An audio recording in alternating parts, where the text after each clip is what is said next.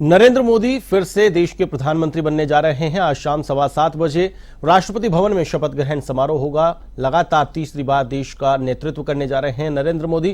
क्या कुछ तैयारियां चल रही है शपथ ग्रहण समारोह को लेकर, आइए आपको सीधे लिए चलते हैं दिल्ली हमारी संवाददाता आरती राय के पास।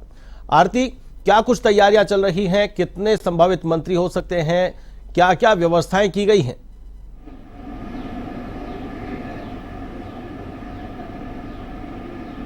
जी बिल्कुल, बता दूं आपको कि राष्ट्रपति भवन के पास काफ़ी सजा दिया गया है। साथ ही वहां सुरक्षा की व्यवस्था देखी जाए तो वहां एसपीजी, कमांडो, दिल्ली पुलिस सभी को ही तैनात कर दिया गया है और नो फ्लाइंग जोन जो है वो एरिया घोषित कर दिया गया है। 2 दिन तक वहां बिल्कुल भी कोई जैसे ड्रोन होता है ये उड़ाई नहीं जा सकती। और साथ ही आपको बता दूं कि कई पड़ोसी देश जैसे नेपाल, भूटान, बांग्लादेश, ये सभी देशों के प्रधानमंत्री और राष्ट्रपति सभी न्योते में दिए गए हैं और साथ ही ये लोग आए हैं प्रधानमंत्री के शपथ ग्रहण समारोह में।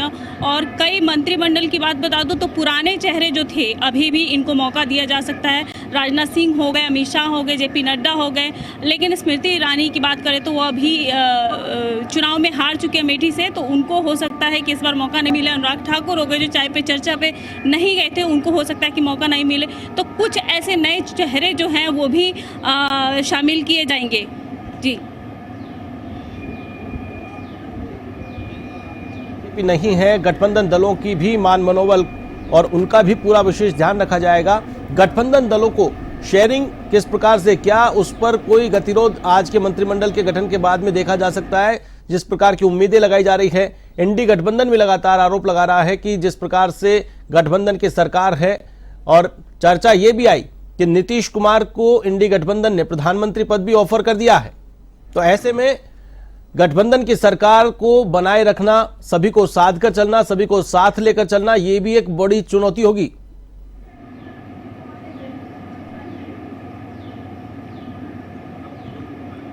जी बिल्कुल आशीष, जिस तरह से गठबंधन की सरकार बनी है, जिस तरह से गठबंधन में भाजपा ने सरकार बनाई है, जेडीयू हो, टीडीपी हो या चिराग पासवान की पार्टी हो, ऐसे में हम की जो बिहार की एक पार्टी है उनके साथ भी उनको भी एक मंत्रिमंडल मिलने की आशंका है। लेकिन जेडीयू की बात करें तो जेडीयू को भी मंत्रिमंडल मिलने की आशंका है और साथ ही चंद्रबाबू नायडू की पार्टी टीडीपी को भी एक मंत्रालय मिल सकता है। और लेकिन मैं ये बता दूं, फाइनेंस मिनिस्ट्री जो होती है, कुछ बड़े विभाग जो है जैसे गृह मंत्रालय हो गया, वित्त मंत्रालय हो गया, ये सभी मंत्रालय जो भाजपा अपने पास ही रखेगी।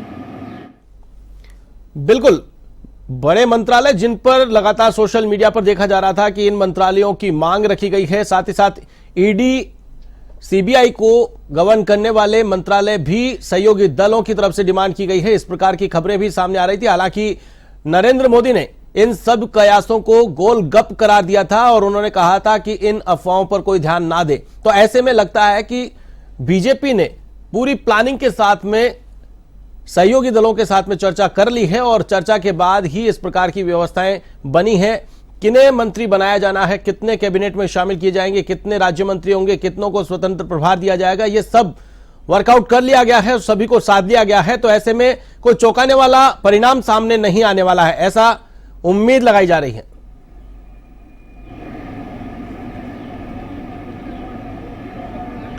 जी बिल्कुल, चौंकाने वाले परिणाम सामने नहीं आने वाला है, क्योंकि जिस तरह से मंत्रिमंडल का गठन किया गया है, पुराने चेहरों को जिस तरह से मौका दिया गया है, लेकिन हालांकि जिस तरह से गठबंधन में कई जो राजनीतिक पार्टियां हैं, जेडीयू होगी, इनको मंत्रिमंडल देने की मांग जो इनकी थी वो ज़रूर मिलेगी, लेकिन जितनी भी बड़े मंत्रालय होंगे वो भाजपा के पास ही रहेंगे। और साथ ही भाजपा ने अभी गजेंद्र सिंह शेखावत का नाम सामने जो आ रहा था वो क्लियर हो गया, गजेंद्र सिंह शेखावत मंत्रिमंडल के चेहरे होंगे। लेकिन साथ ही अभी कई ऐसे चेहरों का खुलासा जो है वो शाम को शपथ ग्रहण के बाद ही क्लियर हो पाएगा। स्थिति जो है शाम को 7:15 बजे के बाद ही क्लियर हो पाएगी कि मंत्रिमंडल में किन किन नेताओं को मौका दिया गया है, क्या जितने भी गठबंधन के लीडर हैं उन सभी को मंत्रिमंडल में शामिल किया गया है, या पुराने चेहरों में से कितने चेहरों को शामिल किया गया है। स्मृति ईरानी हो सकता है नहीं आए और साथ ही अनुराग ठाकुर हो सकता है नहीं आए, लेकिन राजनाथ सिंह हो गए, जेपी नड्डा हो गए, ये सभी चेहरों को साथ लेकर चलेंगे प्रधानमंत्री।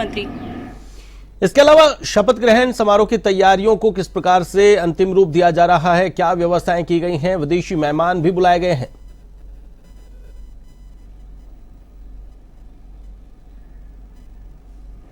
जी आशीष, बता दूं राष्ट्रपति भवन के पास का जो एरिया होता है कर्तव्य पथ और साथ ही जो नॉर्थ ब्लॉक होता है, साउथ ब्लॉक होता है, वहाँ काफ़ी फूलों से सजाया गया है। और साथ ही पड़ोसी देश जो हो गए, नेपाल हो गया, भूटान हो गया, मालदीव हो गया, मॉरिशस हो गया, बांग्लादेश हो गया, अपने जितने पड़ोसी देश हैं उनके राष्ट्रपति और प्रधानमंत्रियों को न्योता दिया गया और वो लोग आ गए। और प्रधानमंत्री की शपथ ग्रहण, जो तीसरी बार शपथ लेंगे पीएम मोदी, उनके शपथ ग्रहण समारोह में शामिल होंगे। और साथ ही जिस तरह से ये गठबंधन पार्टियों की बात कर दूं तो वो लोग तो शामिल हो ही रहे हैं, लेकिन देखना ये बनता है कि इस बार गठबंधन के साथ पीएम मोदी कितने आगे तक जा पाते हैं। जी बिल्कुल। इसके अलावा आरती, ये भी देखना दिलचस्प होगा कि देश की अन्य पार्टियों के कितने नेता इस शपथ ग्रहण समारोह में शामिल होते हैं, एनडीए गठबंधन के कितने नेताओं को बुलाया गया है, ये कोई जानकारी?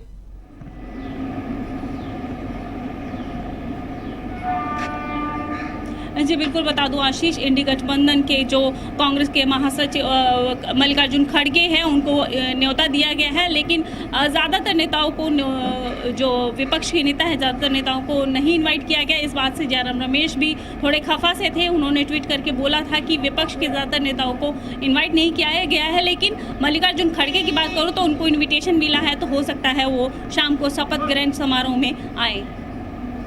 सुरक्षा के लिहाज से क्या व्यवस्थाएं दिल्ली में की गई है आरती?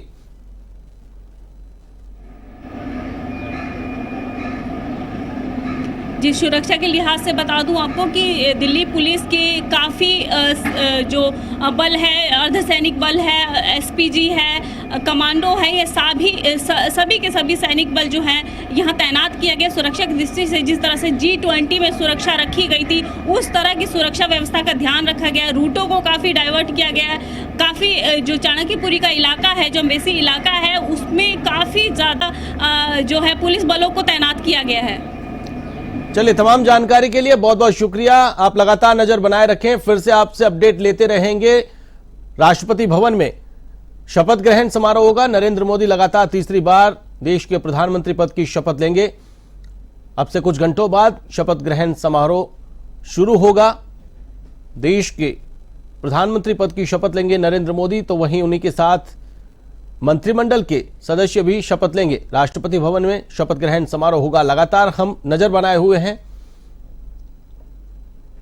मोदी सरकार की हैट्रिक बनने जा रही है।